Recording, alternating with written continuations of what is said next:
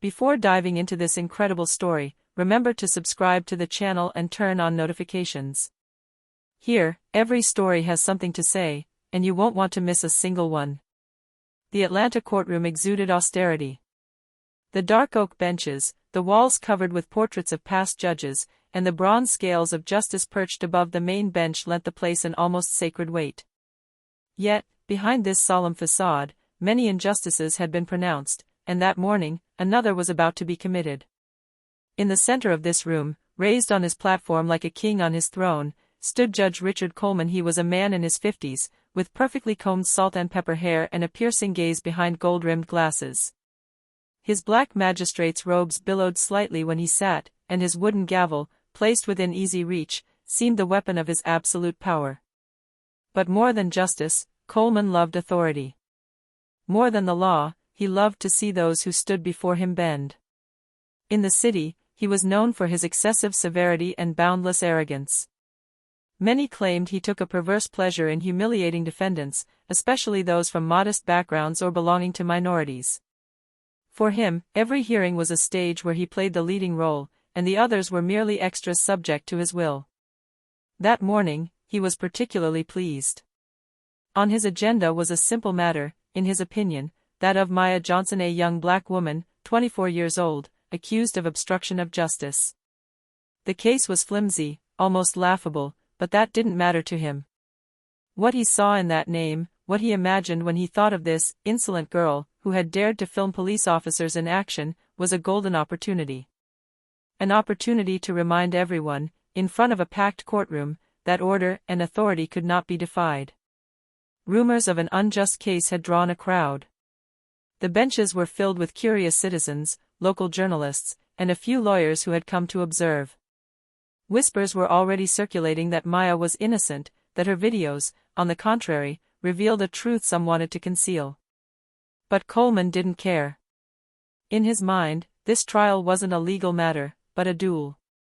A duel between his authority and the voice of a young woman who refused to be silenced. Outside, the sky was overcast, as if the city itself were holding its breath. In the corridors, Maya waited for her call, supported by her mother, a respected nurse in the neighborhood, and her lawyer, determined but aware of the slippery slope before this judge. She breathed deeply, knowing that what was about to happen transcended her own person. It was dignity, truth, and justice that were about to be put to the test. Meanwhile, Richard Coleman, in his worn leather seat, rubbed his hands together and gave a cold smile. He thought he already knew how this story would end. But what he didn't know was that by trying to humiliate Maya in front of the entire courtroom, he was about to seal the beginning of his own downfall. The heavy wooden doors of the courthouse opened with a solemn creak. All eyes turned toward the entrance. Maya Johnson appeared, dressed in a midnight blue suit that accentuated her elegant and understated figure. Her hair, neatly tied back in a bun, revealed a youthful face, determined yet marked by the tension of the moment. His mother walked beside him, Angela Johnson, a woman with a dignified bearing despite the years spent in hospital corridors.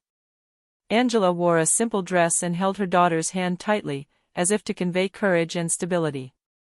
They exchanged a brief, knowing glance, one of those silent looks that say, "Hang in there, you're not alone." Behind them, their lawyer, attorney David Harris. He adjusted his glasses while consulting a stack of documents. An experienced lawyer, but weary of the repeated injustices in this city, he knew this trial would be difficult. Coleman was not just a judge, he was a man of pride, and attacking his authority was like walking a tightrope over the abyss. Inside the courtroom, the murmur grew louder. Some spectators, from Atlanta's black community, came to support Maya, convinced that her trial was just another symbol of the contempt shown for their dignity. Others, journalists or simply curious onlookers, were already taking out their notebooks and cameras, hoping to witness a dramatic confrontation. As Maya walked down the center aisle, she felt the weight of everyone's gazes upon her. Some were sympathetic, others skeptical, and a few hostile. But what chilled her to the bone was the gaze of Judge Richard Coleman. Perched high above, he stared at her like a hunter observing his prey. His barely perceptible, ironic smile already betrayed his intention to silence her. The clerk called his name in a clear voice. Case number 417, The State of Georgia versus Maya Johnson. A heavy silence fell. Maya sat in the dock, her hands trembling slightly. But deep in her heart, a voice kept repeating, "You are here to tell the truth. Don't let anyone crush you." Angela gently placed her hand on her daughter's shoulder, and in that gesture was all the strength of a mother who had raised her child alone, who had faced the humiliations and condescending looks of society, and who refused to see her daughter broken.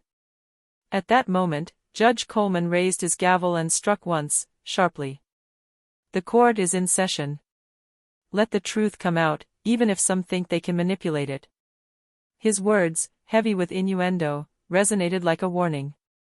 But he was still unaware that the truth he thought he could crush would soon prevail, stronger than his arrogance. Silence had fallen in the room, broken only by the rustling of the clerk's papers. Judge Coleman, firmly seated in his chair, adjusted his glasses and cast a stern glance at the assembly, as if to remind everyone that here, he was the absolute master. "We are going to hear the case of the state versus Maya Johnson. Is the prosecution ready?" he declared in a deep and authoritative voice. The prosecutor, a young assistant named James Whitaker, he stood up awkwardly. His nervousness contrasted sharply with the judge's composure. He stammered a few words, outlining the charges. "Your Honor, the defendant is accused of interfering with a police operation by filming law enforcement officers and obstructing their actions.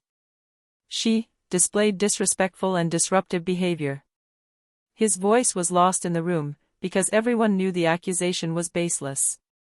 Filming wasn't a crime, and several lawyers present nodded in indignation. Maya, sitting upright, clenched her fists but remained silent. Her lawyer, David Harris, immediately stood up. "Your Honor, these accusations are absurd. My client has done nothing illegal. She simply exercised her constitutional right to film a public event. I request the immediate dismissal of the charges." A murmur of approval rippled through the room. Coleman frowned. His jaw tightened slightly, a sign of his irritation. This wasn't the scenario he had envisioned. He wanted a straightforward case, where he could dictate terms, not a legal battle spiraling out of his control. "Master Harris," he replied curtly, "you will have the opportunity to plead your case later. For now, it is I who decides whether this case deserves to be heard." His tone cracked like a whip. He knew perfectly well that the law was not on his side, but his pride could not bear to be contradicted in front of so many people. Despite the tension, Maya dared to look up at him. Her gaze met the judge's, and for a brief moment, there was a kind of silent duel. Coleman saw determination in it, not fear. This irritated him even more. In an attempt to regain control, he addressed her directly, in an ironic tone. "Miss Johnson, do you realize that your little videos and your activist airs can disturb public order? Or do you think your education puts you above the law?" Muffled laughter could be heard from a corner of the room, but the majority of the spectators remained outraged. Maya took a deep breath, ready to respond, but her lawyer discreetly placed a hand on her forearm, advising her to remain cautious. However, Maya could not remain completely silent. In a firm but respectful voice, she declared, "Your Honor, it is not public order that worries me. It is the abuses of power that are being silenced. I have simply chosen to reveal the truth." A shiver ran through the courtroom. Even those who didn't know her felt the strength of her conviction. Coleman, for his part, paled slightly. The young woman had just challenged his authority, right there in court. He struck his hammer again, harder this time. Silence in this room. "We will continue. But believe me, Miss Johnson, I will not tolerate insolence here." His voice trembled with suppressed anger. He thought he was warning her. In reality, he had just unleashed a battle he would bitterly regret. Coleman's gavel had just fallen heavily, and silence descended like a leaden shroud in the courtroom. The judge, sitting bolt upright in his chair, fixed Maya with a cold stare, like a teacher about to punish an insolent student. He coughed slightly, then spoke, but this time it was not the voice of a neutral and impartial magistrate. It was that of a man sure of his power, who believed himself above everyone else. "Mademoiselle Johnson," he began, stretching out each syllable as if to lower it. I'm going to explain something you seem to be ignoring. This court is not a stage for your personal demands.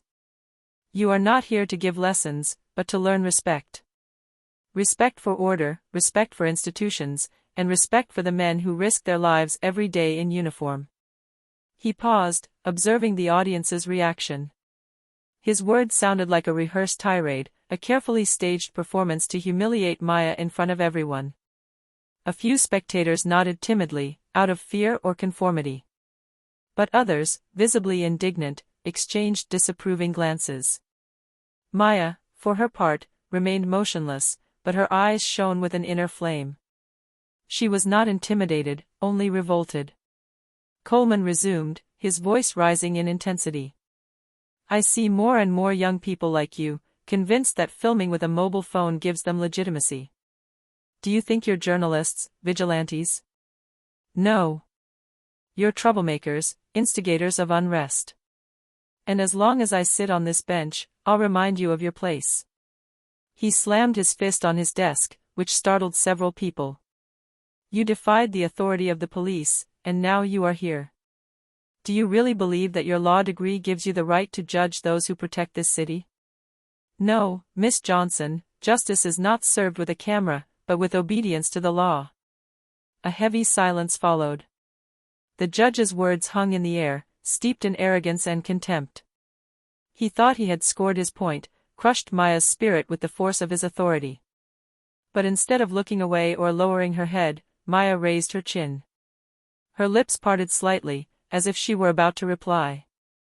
Her lawyer gave her a worried look, but he knew he wouldn't be able to hold her back much longer. In the room, a man from the audience whispered to his neighbor. He wants to humiliate him, but he forgets that he is not above the truth. Coleman, ignoring the murmurs, offered a chilling smile. For him, the trial had only just begun, and he already felt victorious. But what he hadn't understood was that in trying to silence one voice, he had just awakened a force far greater than his own. The silence was so heavy you could have heard a pin drop. Judge Coleman, satisfied with his speech, leaned back slightly in his chair. His condescending smile seemed to say, "There, I've put you in your place." But Maya, sitting upright, took a deep breath. She felt her mother's gaze behind her, worried yet confident, like an invisible force telling her not to give in. Her hands trembled slightly, but her eyes were fixed on the judge with calm determination. She rose slowly, which provoked a murmur of astonishment in the courtroom. Even her lawyer, David Harris, placed his hand on her file, ready to intervene if the judge decided to sanction her for her audacity. Maya spoke, her clear and composed voice resonating in the immense courtroom. Your Honor, I hear you. But I cannot accept your words. Respect, you say? I believe that respect is earned, and it does not come from fear or humiliation. It comes from truth and justice. A gasp passed through the assembly. No one expected such a firm response, especially from such a feared judge. She continued, her eyes fixed on Coleman's. I did not seek to disturb public order. I sought to protect a citizen, a human being, from abuse. Is that a crime? If filming the truth and preventing it from disappearing is a wrong, then yes, I am guilty. But I am guilty of defending dignity, not of destroying it. Muffled applause erupted from the audience, quickly suppressed by the clerk. Coleman struck the court violently with his gavel. Silence. Silence in this room, or I'll have it evacuated, he yelled, his face flushed with anger. But what bothered him most wasn't the noise in the room. It was Maya's attitude. She wasn't trembling, she wasn't pleading. She spoke with an assurance that directly threatened his authority. Angela, her mother, felt tears welling up in her eyes. She knew her daughter, she knew that Maya wasn't looking for provocation, but that she couldn't remain silent in the face of injustice. The judge, catching his breath, stared at Maya as if he wanted to reduce her to dust with his gaze. Miss Johnson, one more word of that kind and I will immediately convict you of contempt of court. But deep down, even his threats sounded like admissions of weakness. The entire courtroom now understood that this trial was no longer just a legal matter, it was a clash between the pride of a judge and the dignity of a young woman. And that was just the beginning. Coleman's hammer still echoed in the air, but the atmosphere had changed. The room was no longer dominated by his authority, a crack had appeared in his armor. Maya had just shown that her voice was stronger than her threats. As the judge was about to speak again, a figure suddenly rose from the audience. All eyes turned towards him. It was Officer Marcus Reed, a tall, broad-shouldered, 35-year-old police officer, dressed in his impeccable uniform. His face expressed an inner struggle between his loyalty to the institution and his conscience. Coleman frowned. "Officer Reed, why are you standing up uninvited?" he snapped, irritated. Marcus took a deep breath, his hands slightly clenched. "Because I cannot remain silent, Your Honor. I was present on the day of the incident. And I must tell the truth." A murmur rippled through the room. Maya turned her head in surprise. She remembered him, he was one of the police officers she had filmed. Her heart beat faster. Coleman snapped his fingers to impose silence. "This court has no time for disorderly interruptions. If you wish to testify, do so through legal channels, not based on your emotions." But Marcus did not back down. His voice, deep and firm, cut through the air like a knife. "The truth cannot wait, Your Honor. Miss Johnson did nothing illegal. She did not obstruct the police. On the contrary, if she had not filmed, a blunder would have been covered up." A shocked silence fell over the room. "Enough!" Coleman shouted, his face red with anger, "Your statements are inappropriate and irrelevant." But the police officer was not intimidated. He took a few steps towards the bar, his badge shining under the lights of the courtroom. "No, Your Honor. This is not irrelevant. That day, some of my colleagues crossed the line. They brutalized an innocent young man. And if Miss Johnson hadn't filmed it, no one would ever have known. I should be the one in her place, not her." The spectators erupted in exclamations, some applauded, others shouted their indignation at the biased justice system. The clerk tried to calm the crowd, but it was no use. Angela, with tears in her eyes, squeezed her daughter's hand. Maya, moved, understood that her fight was not in vain. Even within the system, there were still voices ready to defend the truth. Judge Coleman, for his part, felt his authority slipping away. His lips trembled with rage. "Officer Reed, one more word and I'll have you removed from this room." But already, the dynamics had changed. The truth had found a witness. And Coleman was beginning to understand that the story would not unfold as he had planned. The courtroom was in turmoil after Officer Reed's revelations.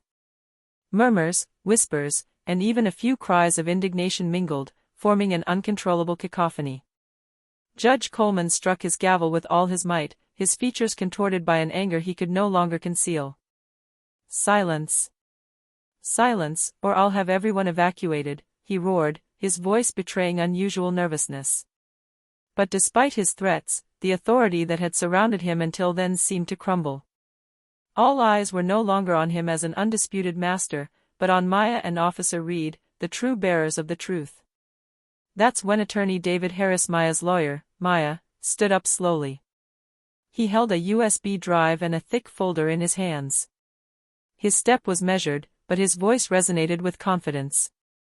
"Your Honor, since we are talking about the truth, it is time to show it to everyone. Here is the proof that my client has committed no crime. Here is the video she filmed that day." A gasp swept through the room.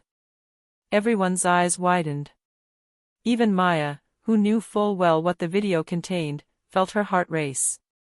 Coleman frowned, visibly irritated. "I don't see how an amateur video deserves to be presented as evidence. This court is not a movie." But Harris, unperturbed, replied firmly. "With all due respect, Your Honor, the Constitution protects this right. And you cannot bury evidence that demonstrates the innocence of the accused." After a brief, tense exchange, the judge reluctantly gave in. With a brusque gesture, he signaled to the clerk to plug the USB key into the screen in the courtroom. The atmosphere became heavy, almost electric. The spectators held their breath. The screen lit up. We saw the street, bathed in the gray light of an ordinary afternoon. The camera trembled slightly. It was Maya's. We could make out police officers surrounding a young black man, barely 18 years old, violently pinned against a car.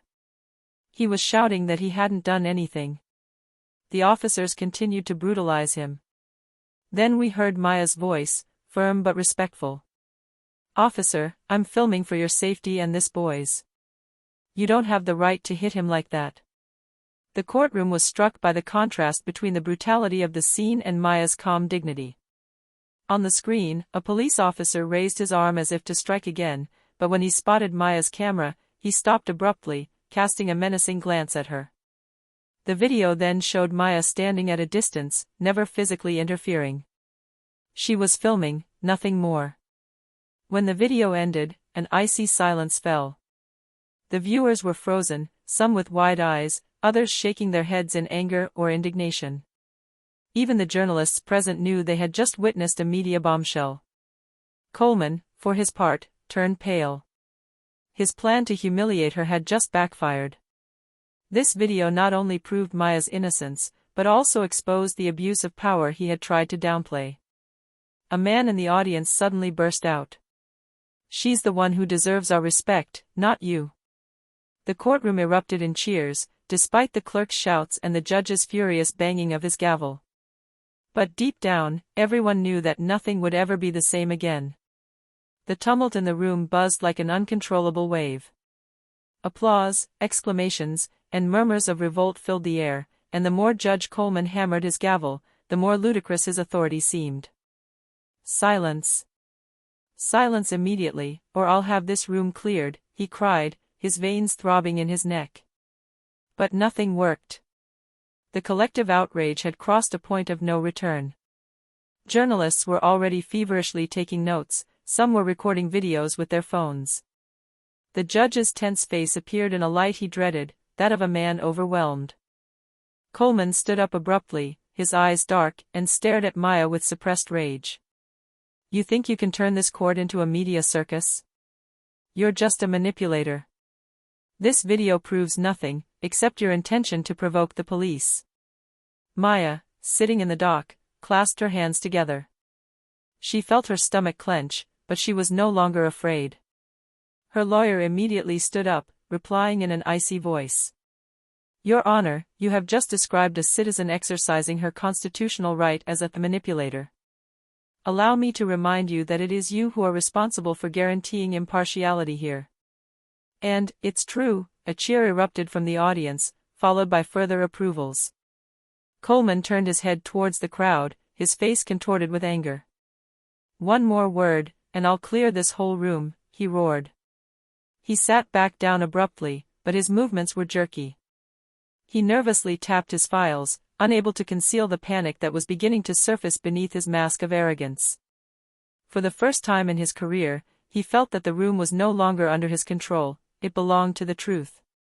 Maya took a deep breath and stood up, her voice clear despite the trembling of her hands. "Your Honor, I have never disrespected this court. All I did was film an unjust act. And if telling the truth is a crime, then I am prepared to answer for it.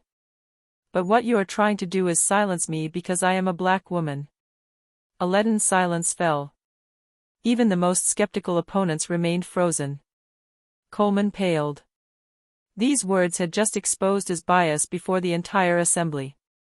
And at that precise moment, the courtroom door slowly opened. A man entered, imposing, dressed in a dark suit. His stern gaze swept the room before settling on Coleman. It was Federal Judge William Carter, sent urgently after being informed of Coleman's disturbing behavior. The entire room held its breath. The heavy doors of the courtroom opened solemnly, drawing all eyes. A man entered, imposing, wearing a dark suit and a solemn air that immediately silenced the murmurs. It was Federal Judge William Carter, a magistrate respected throughout the state, renowned for his rigor and impartiality. Judge Coleman, who had just lost control of the courtroom, felt a chill run down his spine. His face, usually impassive and commanding, tightened. He immediately understood that his hitherto unchallenged position had just been compromised. William Carter walked slowly to the center of the room, his piercing gaze scrutinizing each face. He didn't raise his voice, but his simple silence commanded respect. "I am here to ensure that justice is served fairly," he declared calmly. "I have been informed that new and concerning elements have been presented in this case. I intend to examine them personally." Maya, still standing, felt a wave of relief. She knew that Judge Carter was not a man to be intimidated by power or arrogance. His presence shifted the balance of power in the room. Coleman tried to hide his panic behind a tight smile. "Your Honor, I assure you that this court is acting in accordance with the rules and the law." But his words rang hollow. Even the audience knew it now. The spectators exchanged knowing glances. Coleman's arrogance no longer carried any weight in the face of truth and federal authority. Judge Carter signaled to the clerk. "I want to immediately view the video presented by the defendant, as well as all the testimonies related to this case. This court is not a place for humiliation, but for justice. Every action must be evaluated objectively." Coleman felt his throat tighten. For the first time in his career, he was no longer the center of authority in this room. His pride, which he thought indestructible, was faltering dangerously. Officer Marcus Reed and Attorney David Harris exchanged a discreet glance. They understood that the presence of the federal judge would completely transform the trial. Angela, Maya's mother, gave her a light hug on the shoulder. "Don't worry, my daughter. This time, the truth will be heard." Coleman, for his part, almost curled up in his seat. He knew his downfall had begun. And in a tense silence, Federal Judge Carter gestured toward the screen. "Show me that video." The room held its breath. The moment of truth would forever transform Richard Coleman's career and Maya Johnson's future. The screen lit up again, projecting the video filmed by Maya in front of the entire room. Every gesture, every expression, every detail was visible to everyone. The spectators, the journalists, and even the court staff held their breath. Judge Coleman felt his heart race. He had imagined this scene of total control where he would humiliate Maya. But now, this same video exposed the truths he had wanted to ignore: police officers overstepping their bounds, an innocent young man assaulted, and Maya, calm and respectful, standing up for what was right. Federal Judge William Carter watched attentively. He nodded slightly, then turned to Coleman. "Mr. Coleman, I remind you that justice is not based on pride or fear. It is based on facts and truth. Let's see how your decisions so far align with these principles." Coleman's face froze. He then understood the magnitude of his mistake. His desire to humiliate had been exposed, and the public, as well as the federal authorities, saw him for what he truly was. Master David Harris then spoke confidently. "Your Federal Honor, this video clearly demonstrates that Maya Johnson committed no offense. She exercised her constitutional right to document public actions, thereby protecting the community and the truth." The murmurs of approval turned into muffled cheers. Even some spectators who had hesitated before understood that the power of truth had just triumphed over arrogance. Coleman tried to speak again, but his words seemed weak and incoherent. He still wanted to defend his authority, but every sentence rang hollow in the face of irrefutable evidence and Judge Carter's impartial judgment. "This court now recognizes Miss Johnson's innocence and demands a public apology from Judge Coleman for his attempts at intimidation and humiliation," Carter declared, in a voice that left no room for argument. A heavy silence followed. Coleman, red with shame, lowered his head. The entire room saw the man who had once been arrogant, self-assured, and domineering, now humiliated and powerless. Maya took a deep breath, feeling a wave of relief and justice wash over her. Her mother, Angela, smiled and squeezed her hand. Applause now rang out, filling the room with recognition for the courage of Maya and Officer Reed. Coleman then realized that his arrogance had served him no purpose. He had wanted to silence a voice, but instead, he had amplified its power. The courtroom, the symbol of his once unchallenged authority, had just become the stage for his greatest humiliation. A few months had passed since the trial that had shaken Atlanta. The courtroom where Richard Coleman had tried to humiliate Maya Johnson was now etched in everyone's memory as the place where truth had triumphed over arrogance. Coleman had been suspended, the subject of a rigorous disciplinary investigation. His once feared reputation was now tarnished by his excesses and bias. Colleagues who had once feared him now regarded him with aloofness, some even murmuring criticisms of his conduct. The arrogant man who thought he could humiliate others had learned the hard way that no title, no black robe, and no gavel could protect those who act against justice. For her part, Maya Johnson had become a symbol of courage and determination. Her simple yet audacious act of filming the truth had inspired her community and beyond. She had resumed her law studies, this time with a solid reputation as an upright and courageous young woman, capable of standing up to anyone who underestimated the power of truth. Angela, her mother, felt immense pride. She remembered Maya's gaze that day in the courtroom, a mixture of fear, determination, and strength. That look had been enough to change everything. Federal Judge William Carter had also made a lasting impression. His calm and fair intervention reminded everyone that true authority lies not in fear or humiliation, but in respect for the law and the truth. In an article published shortly afterwards, the press summarized the affair as follows. An arrogant judge wanted to silence a voice. He strengthened a generation. Maya Johnson, a young black woman, reminded everyone that truth, dignity, and justice can never be crushed by pride. For Coleman, this trial was a lesson he would never forget. For Maya, it was the beginning of a journey where she would use her skills and her voice to defend those who did not have the power to speak.